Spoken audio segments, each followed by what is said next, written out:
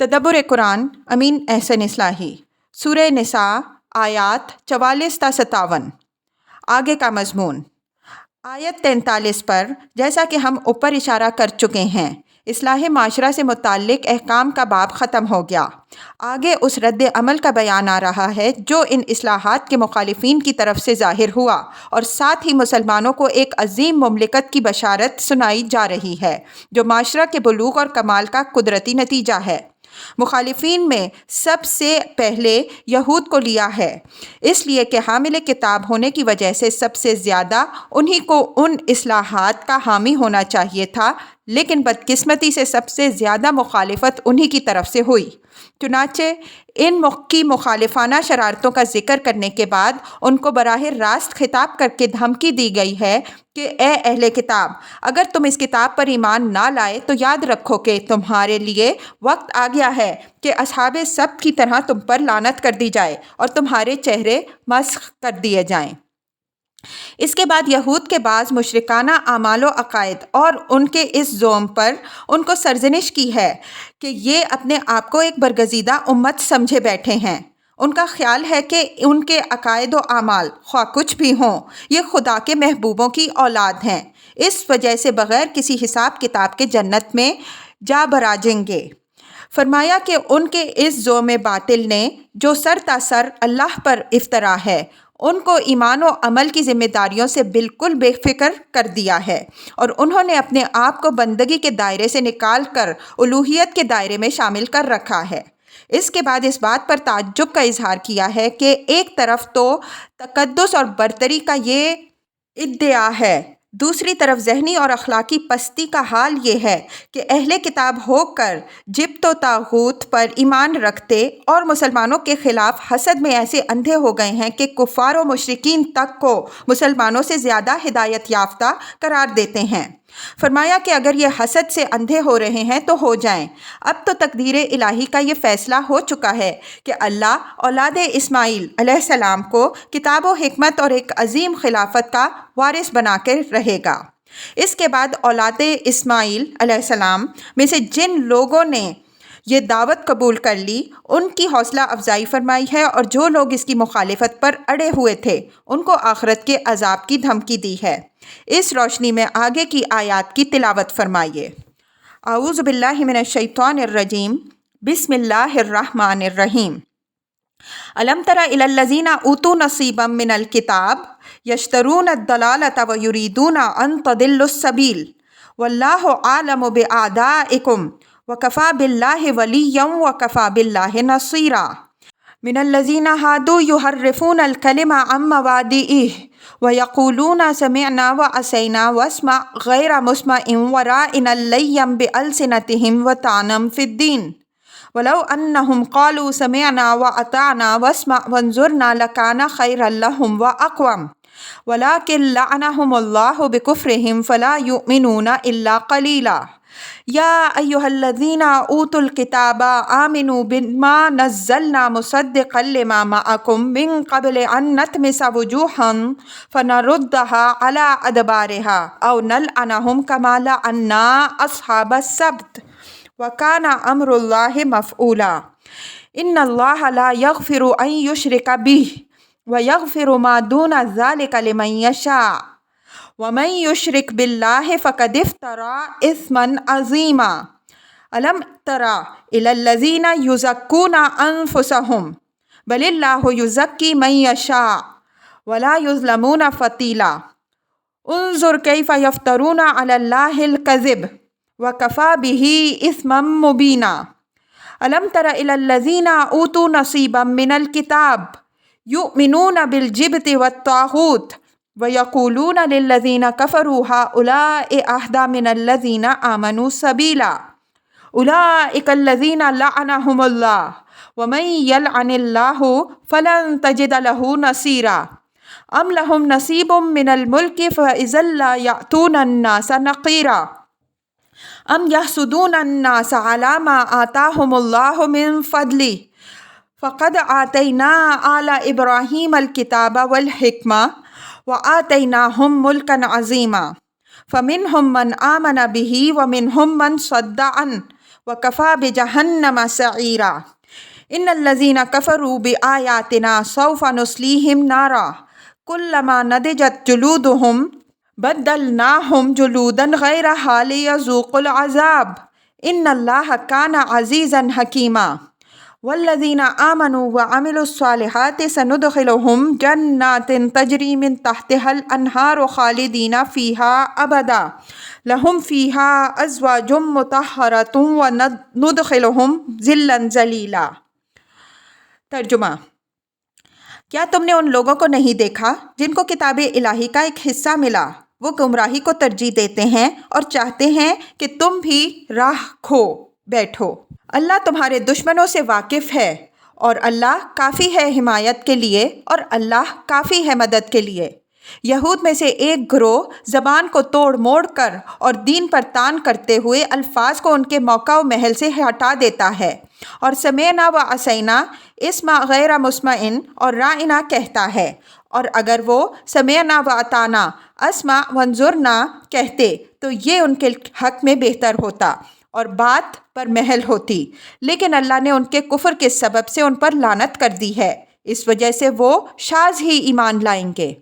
ऐ वो लोगों जिनको किताब दी गई, उस चीज़ पर ईमान लाओ जो हमने उतारी है, मिस्दाक उन पेशन गोइयों की जो खुद तुम्हारे पास मौजूद है, कबल इसके कि हम चेहरों को बिगाड़ दें और उनको उनके पीछे की जानिब उलट दें, या उन पर भी उसी तरह लानत कर दें जिस तरह हमने सब्त वालों पर लानत कर दी, और खुदा की बात शुद्धनी है।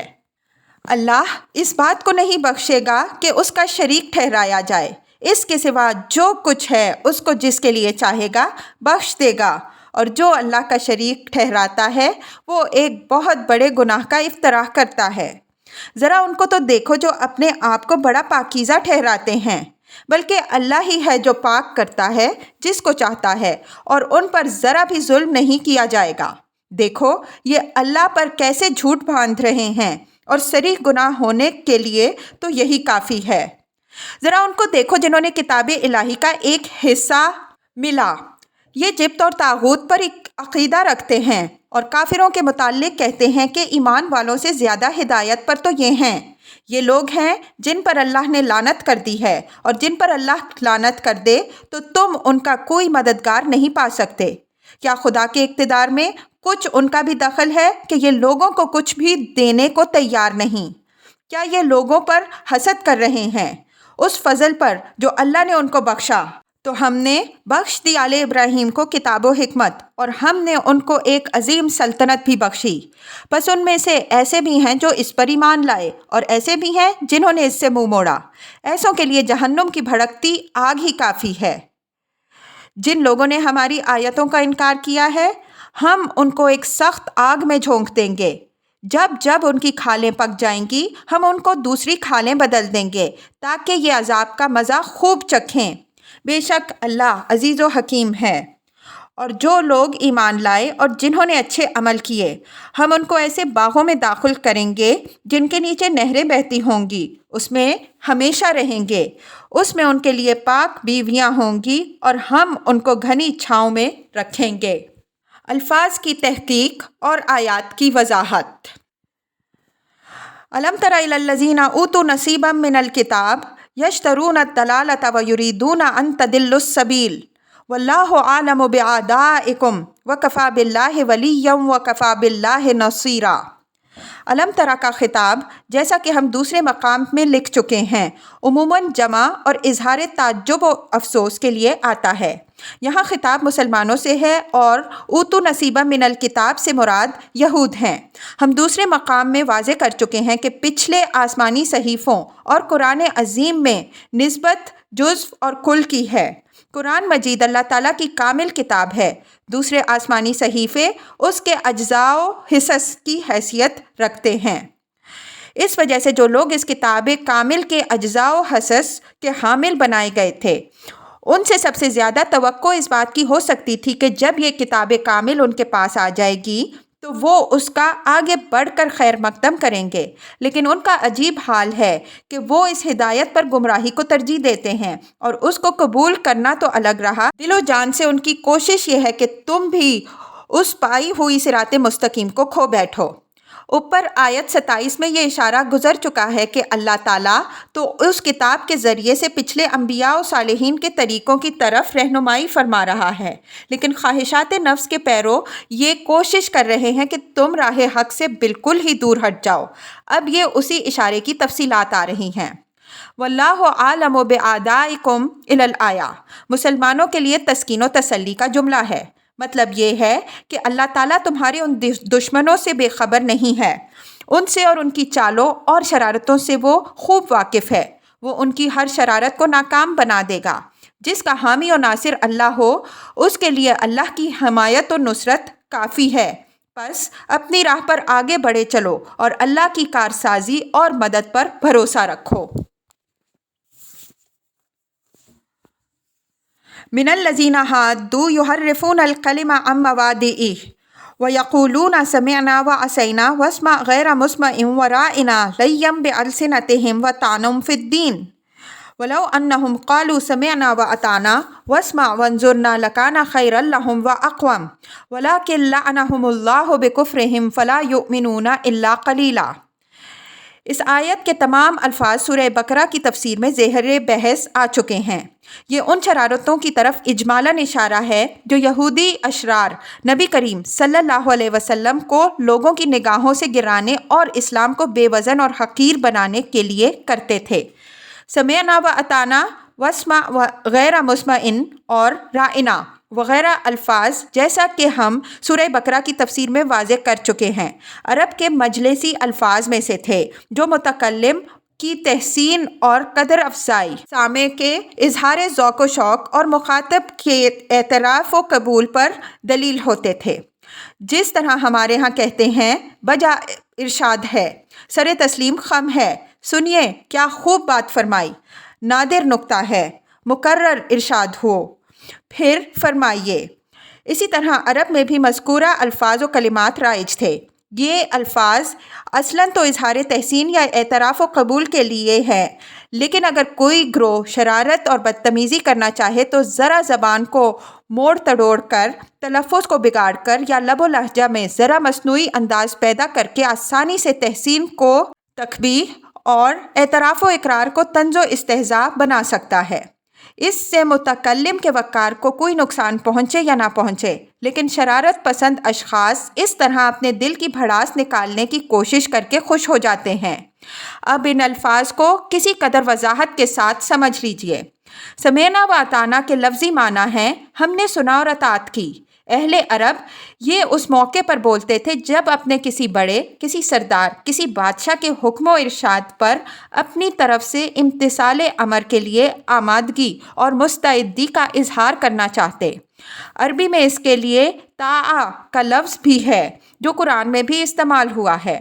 یہودی اشرار حضرت صلی اللہ علیہ وسلم کی مجالس میں جاتے تو اپنی سعادت مندی اور وفاداری کی نمائش کے لیے سمعنا و اطعنا تو بات بات پر کہتے، لیکن لب و لہجہ کے تصرف سے اس کو ادا اس طرح کرتے کہ اطعنا کو عصینا بنا لیتے۔ چونکہ دونوں کے حروف ہم آہنگ اور قریب المخرج ہیں، اس وجہ سے اس تحریف میں ان کو کامیابی ہو جاتی۔ اس طرح وہ تسلیم و اطاعت کے جملہ کو نافرمانی اور سرکشی کے قالب میں ڈھال لیتے اور سمجھنے والے ان کی اس شرارت پر کوئی گرفت بھی نہ کر سکتے تھے، اس لیے کہ وہ بڑی آسانی سے یہ بہانہ بنا سکتے تھے کہ ہم نے سمعنا و اطعنا کہا۔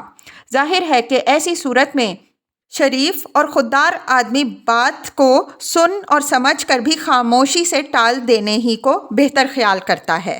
اسمع غیر مسمع کے لفظی معنی ہیں سنو وہ بات جو پہلے سنائی نہیں گئی۔ اس فکرے کا اچھا محل یہ ہے کہ مجلس میں متکلم یا خطیب کی کوئی حکیمانہ بات سن کر ایک سامع دوسرے سامع کو متوجہ کرے کہ یہ دانشمندانہ اور حکیمانہ بات سنیے، یہ بات پہلی بار ہمارے کانوں نے سنی ہے، اس سے پہلے یہ بات کبھی ہم نے نہیں سنی۔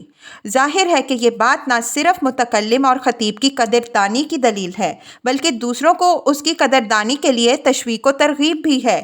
لیکن کوئی شخص ہوٹنگ کے انداز میں با انداز تمسخر یہی بات کہے تو اس کا یہ مفہوم بھی ہو سکتا ہے کہ ذرا اس کی ناشنیدنی سنو، یہ کیسی بے پرکی اڑا رہا ہے۔ ایسی بات کاہے کو کبھی کسی نے سنی ہوگی؟ ظاہر ہے کہ محض انداز اور لب و لہجے کی تبدیلی نے اس نہایت اعلیٰ فکرے کو طعن و طنز کا ایک زہر آلود نشتر بنا دیا، لیکن اس پر بھی کوئی گرفت نہیں ہو سکتی، اس لیے کہ گرفت ہو تو کہنے والا صفائی پیش کر سکتا ہے کہ میں نے تو طنز کے طور پر نہیں بلکہ تحسین کے طور پر کہا۔ چونکہ اس فکرے میں طنز کا پہلو غیر مطمئن کے الفاظ سے پیدا ہوتا ہے، اس لیے قرآن نے اس کی یہ نوک توڑ دی اور ہدایت دی کہ صرف اسمع کہا جائے۔ رائنا کے لفظی معنی ہے ذرا ہماری رعایت فرمائیے۔ اس لفظ کا اچھا محل استعمال یہ ہے کہ اگر مخاطب کو متکلم کی بات اچھی طرح سنی یا سمجھی نہ ہو، یا بات ایسی لطیف اور حکیمانہ ہو کہ خود متکلم کی زبان سے اس کو مکرر سننا چاہے، تو اس کو دوبارہ متوجہ کرنے کے لیے جس طرح ہمارے ہاں کہتے ہیں پھر ارشاد ہو، پھر فرمائیے، اسی طرح عربی میں رائنا کہتے ہیں۔ یہ لفظ سامع کے ذوق و شوق اور اس کی رغبت علم کی دلیل ہے۔ لیکن یہودی اشرار لئی اللسان یعنی زبان کے توڑ مڑوڑ کے ذریعے سے اس کو بھی طنز کے قالب میں ڈھال لیتے تھے۔ اس کی شکل یہ ہوتی کہ رائنا میں عین کے کسرہ کو ذرا دبا دیجئے تو یہ لفظ رعینا بن جائے گا اور اس کے معنی ہوں گے ہمارا چرواہا۔ قرآن نے یہود کی اس شرارت کی وجہ سے اس لفظ کو سرے سے مسلمانوں کے مجلسی الفاظ سے خارج ہی کر دیا اور اس کی جگہ انظرنا کے استعمال کی ہدایت فرمائی، جس کے معنی ہیں ذرا ہمیں مہلت عنایت ہو، پھر ذرا توجہ فرمائیے، یعنی مفہوم کے لحاظ سے یہ ٹھیک ٹھیک رائنا کا قائم مقام ہے اور اس میں لہجے کے بگاڑ سے کسی بگاڑ کے پیدا کیے جانے کا کوئی موقع نہیں۔ آخر میں فرمایا کہ حامل کتاب گروہ ہو کر یہ جسارت اور بدتمیزی جو آخری پیغمبر صلی اللہ علیہ وسلم کے ساتھ یہ لوگ کر رہے ہیں، یہ یوں ہی نہیں ہے بلکہ یہ اللہ کی لعنت کا نتیجہ ہے جو ان کے کفر کے سبب سے ان پر ہوئی ہے۔ خدا نے ان کو اپنے دروازے سے دھتکار دیا ہے، اب مشکل ہی سے ان میں سے کچھ لوگوں کو ایمان کی دولت نصیب ہوگی۔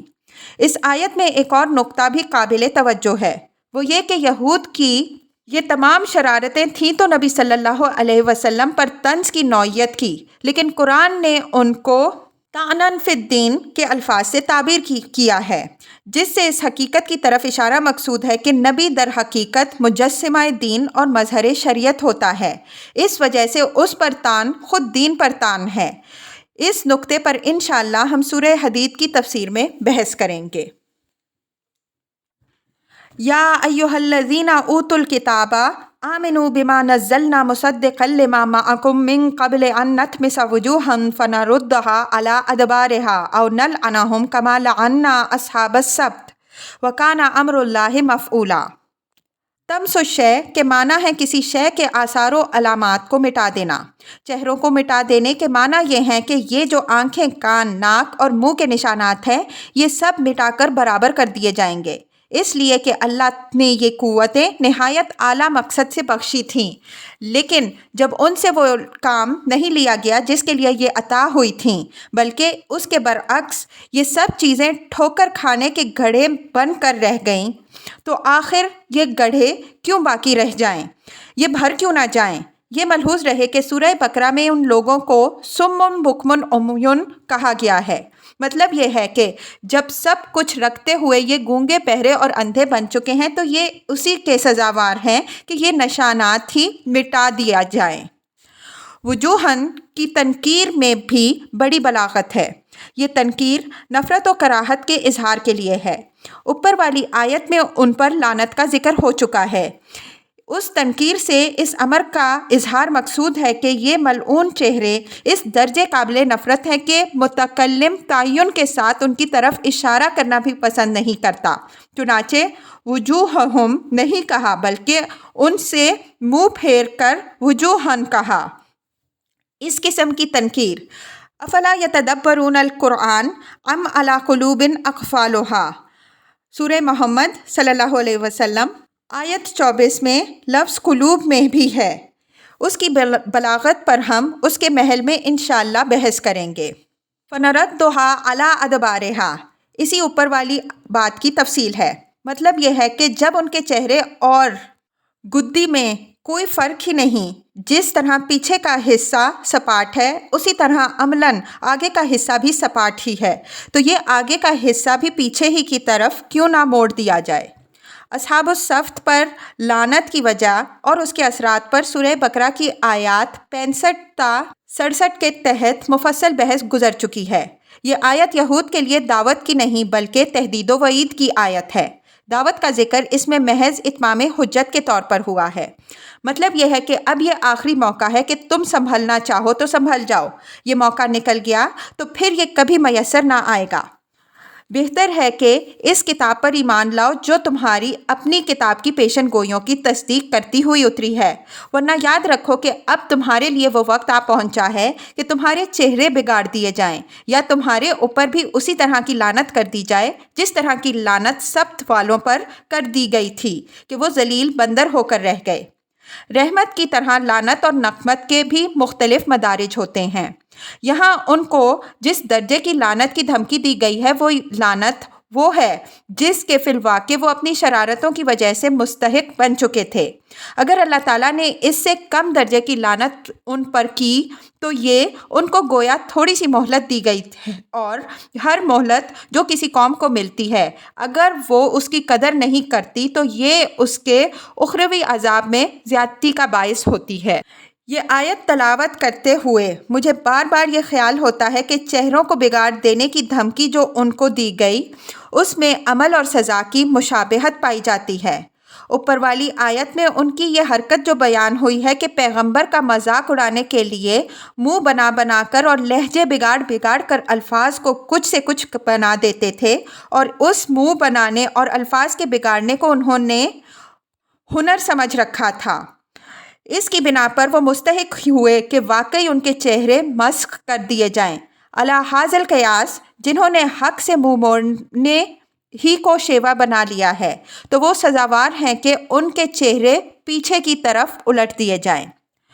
وَكَانَ أَمْرُ اللَّهِ مَفْعُولًا میں یہ حقیقت واضح کر دی گئی کہ کوئی یہ نہ سمجھے کہ آدمیوں کے چہروں کو گدیوں کی طرح سپاٹ کر دینا، ان کو الٹ دینا یا ان کو مسخ کر کے بندروں کی شکل کا کر دینا خدا کے لیے کوئی مشکل کام ہے۔ اس کے کسی حکم اور اس کے وقوع میں کوئی فاصلہ نہیں، ادھر حکم ہوا ادھر اس کا نتیجہ موجود۔